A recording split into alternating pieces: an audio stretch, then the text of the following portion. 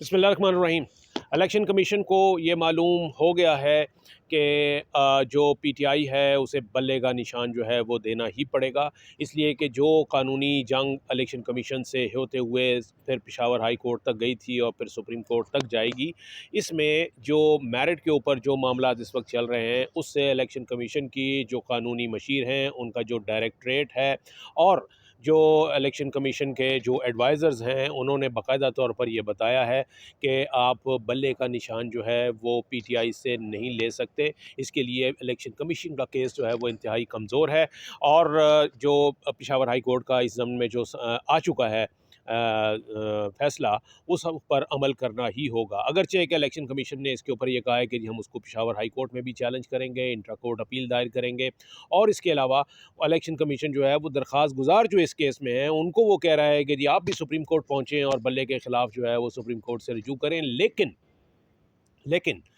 Election commission को ये बता दिया गया है कि बल्ले का निशान जो है वो पीटीआई को देना ही पड़ेगा। इसीलिए आज इलेक्शन कमीशन ने एक रिवाइज्ड इलेक्शन शेड्यूल जारी किया है। कौमी असम्बली की मखसूस नशस्तें और तमाम चारों सूबाई असम्बलियों की जो मखसूस नशस्तें हैं, जिसमें कि ख़वातीन की नशस्तें और अक़लियतों की नशस्तें शामिल हैं, इन तमाम के लिए जो इलेक्शन शेड्यूल था उसको पूरे के पूरे शेड्यूल को रिवाइज़ कर दिया गया है।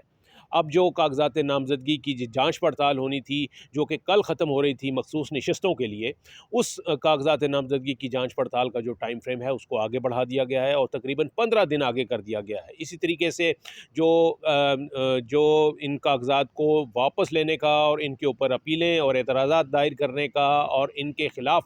जो फ़ैसले हैं, यानी अपीलेट ट्रिब्यूनल में जब जाने हैं मखसूस नशस्तों के मामलात कागज़ात नामज़दगी से मुताल्लिक, तो उस तारीख़ को भी 15 रोज़ के लिए आगे बढ़ा दिया है। यानी कि और ये सिर्फ़ इसलिए किया गया है क्योंकि मालूम है कि जी जब पीटीआई जो है वो बाकायदा तौर पर बल्ले का निशान लेकर दोबारा इस रेस में शामिल होगी, तो फिर उनकी भी मखसूस नशस्तों की फ़हरिस्तें जो हैं वो सामने आएँगी, तो और उनके ऊपर जो है वो इलेक्शन कमीशन को उनको बाकायदा एंटरटेन करना ही पड़ेगा। तो आज के दिन जो रिवाइज्ड इलेक्शन शेड्यूल जारी हुआ है मखसूस नशस्तों के लिए,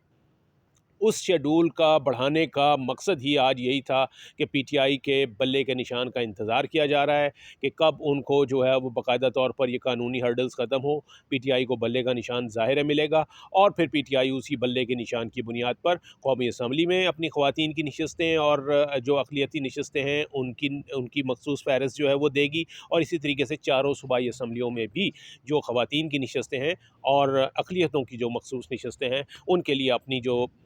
वो है फ़हरिस्त है वो जमा कराएगी। इससे पहले ये कहा जा रहा था कि ये चूँकि अगर बल्ले का निशान नहीं मिलता तो पीटीआई बतौर जमात इन तमाम नशस्तों से हाथ धो बैठेगी मखसूस नशस्तों से, क्योंकि मखसूस नशस्तें जो हैं वो सिर्फ़ पार्टी को दी जाती हैं, जिसमें कौमी असम्बली की 60 नशस्तें हैं ख़वातीन के लिए, 10 नशस्तें हैं माइनॉरिटीज़ के लिए।